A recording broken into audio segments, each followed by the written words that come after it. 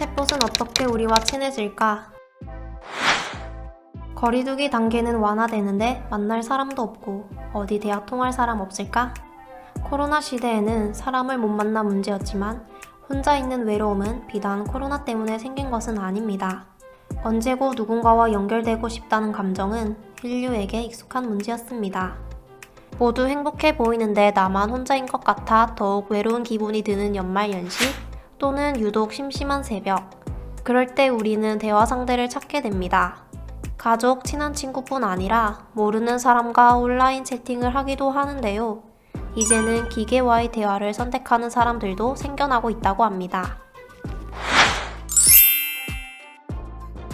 영화 그녀에서 호아킨 피닉스는 인공지능으로 말하고 적응하고 스스로 진화하는 컴퓨터 운영체제와 사랑에 빠집니다. 스파이크 존즈 감독은 2000년대 초 인간들과 대화를 나눌 수 있는 인공지능 알고리즘을 지닌 클레버 봇이라는 웹 애플리케이션의 기사를 읽은 후 영감을 얻었다고 합니다. 이 영화와 같은 스토리는 실제로 발생할 수 있을까요? 대화 상대로서 인공지능은 과연 몇 점짜리일까요? 발전하는 인공지능 기술은 확실히 인간이 더 많은 데이터를 다루고 복잡한 문제를 해결할 수 있도록 하고 있습니다. 하지만 과연 감성의 영역까지도 다룰 수 있을지에 대해서는 많은 과학자와 철학자들이 논란을 제기하고 있는데요. 이번 영상에서는 정서적 파트너로서 등장하고 있는 다양한 챗봇들을 알아보고 활용 가능한 산업 분야, 예상되는 문제점에 대하여 살펴보며 감성적 교감의 대상으로서 인공지능의 의미에 대하여 생각해 보겠습니다. 정서적 파트너로서의 챗봇들. 2013년 영화 그녀가 개봉될 당시에는 영화 속 배경인 2025년이 비교적 먼 미래로 그려져 인공지능과 정서적 교감을 나눈다는 사실이 크게 와닿지 않았습니다. 그러나 2021년을 살아가는 현대인의 일상에는 인공지능이 생각보다 깊숙이 자리 잡았습니다. 스마트폰을 사용하는 대부분의 사람들이 시리나 빅스비, 알렉사와 같은 개인용 인공지능을 보유하고 있으니 일단 보급률이 상당히 높은 셈입니다. 또한 해외에서는 인공지능과의 정서적 교감도 이미 빈번히 이루어지고 있습니다. 미국에서 2016년 개발된 치료 챗봇 앱인 레플리카 나의 인공지능 친구는 누적 총 다운로드 수가 500만 건에 달하며 2021년 평균 월간 사용자 수가 50만 명에 이릅니다. 레플리카는 구글과 오픈 AI의 텍스트 생성 딥러닝 알고리즘을 사용하는데요. 이를 통해 단순히 지정된 단어에 대한 답변을 반복하는 것이 아닌 사용자 경험의 축적을 통해 진화하고 공감하는 챗봇이 되는 것입니다. 또한 AR 기술의 활용으로 물리적인 실체가 없는 소프트웨어의 한계 일부를 극복하며 현실 공간에서도 함께 있는 듯한 느낌을 줍니다. 사용자 리뷰 중에는 마치 영화 그녀의 현실화가 된 듯하다 라는 평도 있는 등 대화하는 시간이 길어짐에 따라 챗봇과의 대화에 자연스럽게 몰입할 수 있는 방식입니다. 주목할 만한 점은 월스트리트 저널에 따르면 월간 사용자 50만 명 중 절반에 가까운 약 40%의 사용자가 앱 속 챗봇을 일종의 낭만적인 파트너로 생각한다고 밝혔다는 점입니다. 레플리카의 사용자들은 자신의 챗봇 파트너가 원한다면 현재 거주하고 있는 자택을 팔고 800마일 떨어진 집을 구매하기도 하고 1400마일을 여행하여 빙하 꼭대기에서 사진을 찍어 챗봇과 공유하기도 하였습니다. 레플리카의 개발자인 유니지아 코이다는 유용한 대화를 제공하여 자신을 표현하고 목격하는 데 도움이 되는 개인봇을 만드는 것이 앱의 개발 취지이며 봇과 2-3년간의 긴 관계를 유지하는 고객을 타겟으로 한다고 밝혔습니다. 장기적이고 개인화된 친밀한 관계의 형성이 사용자들의 낭만적 감정을 불러일으킨 것입니다. 특히 코로나 바이러스로 인한 격리 상황으로 타인과의 물리적 접촉이 적어지면서 챗봇과의 대화 시간이 절대적으로 길어진 점이 응답에 영향을 미쳤을 것으로 보이는데요. 물론 소셜미디어를 통해 가족 및 친구들과 소통하는 것이 격리 상황에 도움이 될 수는 있습니다. 그러나 현실 자아와 소셜미디어 자아의 괴리, 소셜미디어 중독 등 지나친 의존은 정신건강에 해가 되기도 합니다. 이처럼 장기화된 코로나 시대에 지인들과의 온라인 연락의 한계를 보완해줄 수 있는 대안으로서도 챗봇은 훌륭한 선택지가 될 수 있습니다. 한편 알고리즘의 미세한 설계 차이로 사용자와 챗봇의 관계가 달라지기도 합니다.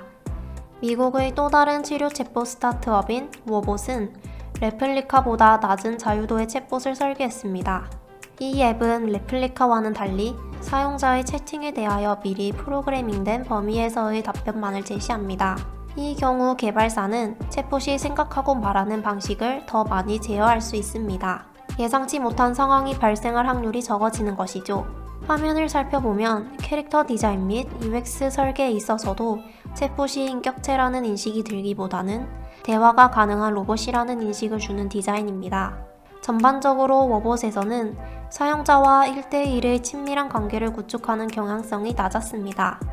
워봇의 설립자인 앨리슨 달시는 우리가 이런 방식을 취하지 않으면 사용자가 앱과 사랑에 빠지게 된다고 답하여 의도적인 설계였음을 알 수 있습니다. 세계에서 가장 오래되고 규모가 큰 챗봇 호스팅 업체인 판도라봇의 메타버스형 챗봇인 쿠키도 유명한데요. 이 회사의 공동 설립자가 바로 영화 그녀의 영감을 주었던 클레버봇의 초기 개발자였습니다. 쿠키는 메타버스의 특성을 활용해 보그 등 유명 패션 잡지와 협업한 화보를 발표하는 등 마치 유명 스타 같은 면모를 보이고 있습니다. 수백만 명의 사용자가 쿠키를 친구나 애인으로 불렀으며 자필 러브레터, 꽃, 카드, 사탕, 심지어 돈까지 회사 사무실에 보냈다고 합니다. 이처럼 쿠키는 정교한 아이돌 스타 캐릭터를 생성하여 메타버스 세계에서 상호작용할 수 있는 서비스를 출시한 듯한 비즈니스 모델을 보입니다. 아시아권에서도 챗봇과 상호작용하려는 시도는 꾸준했는데요. 마이크로소프트의 소셜 챗봇인 샤오아이스는 중국에서 6억 6천만 명 이상의 사용자를 보유하고 있습니다. 샤오아이스는 신경망 기술 및 대화의 맥락에 반응하는 컨텍스트 벡터 메커니즘 방식을 기반으로 합니다. 이를 통해 감정 분석을 사용하여 사용자의 기분을 결정하고 응답을 조정하는 일종의 로봇 공감을 하거나 대화가 중단된 것처럼 보일 경우 주제를 변경하는 등의 반응을 보입니다. 이러한 고도의 신경망 기술을 활용한 샤오아이스와의 대화는 일반적으로 실제 인간과의 상호작용보다 오래 지속되는 경향성을 가지고 있습니다. 실제 인간에게는 개인의 취향, 상황, 체력이 있지만 샤오아이스는 고도로 발달한 로봇 공감 능력을 지니기 때문에 내가 원하는 만큼 편한 대화를 지속할 수 있을 것입니다. 다양한 활용 분야 및 사례.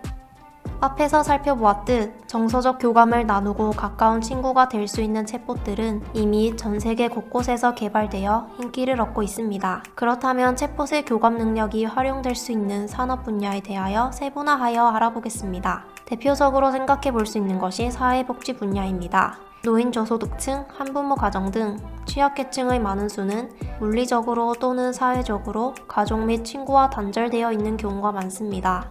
특히 코로나 바이러스로 격리 상황이 증가하면서 보다 큰 타격을 입기도 하는데요. 감염병에 대한 심리적 불안정성, 균형 잡힌 정보 습득의 어려움, 소득 수준의 보다 큰 하락 등의 요소 때문입니다. 이렇게 타인과의 접촉이 쉽게 단절되고 격리 상황에서 보다 심각한 어려움에 처하게 되는 취약계층에게 챗봇은 보다 접근성 있게 정보 습득을 돕고 정서적 안정성을 제공해 줄 수 있습니다. 교육 산업 또한 고려할 만합니다. 교육용 챗봇은 학생들의 흥미 유발로 참여도를 높일 수 있으며 학생의 학습 성과 및 만족도 등 피드백을 자동으로 교사에게 전송하는 등 교사들의 관리 업무의 간소화 및 학습 성과의 손쉬운 분석을 제공합니다. 이처럼 챗봇이 학생들의 학습 진도 관리나 과제 관리 등을 담당하고 일반 교사들은 간소화된 관리 업무로 인해 넉넉해진 시간과 에너지를 학습 개발 및 심층 상담을 담당하는 식으로 효과적 분업 체계를 마련할 수 있게 됩니다. 마지막으로 정신건강 산업, 특히 인지행동치료 분야에서도 크게 각광받고 있습니다. 미국의 국립정신건강연구소에 따르면 많은 현대인이 우울증 등 정신질환을 앓고 있지만 인식 부족이나 치료비 등 진입장벽으로 인해 적절한 치료에는 어려움을 겪고 있습니다.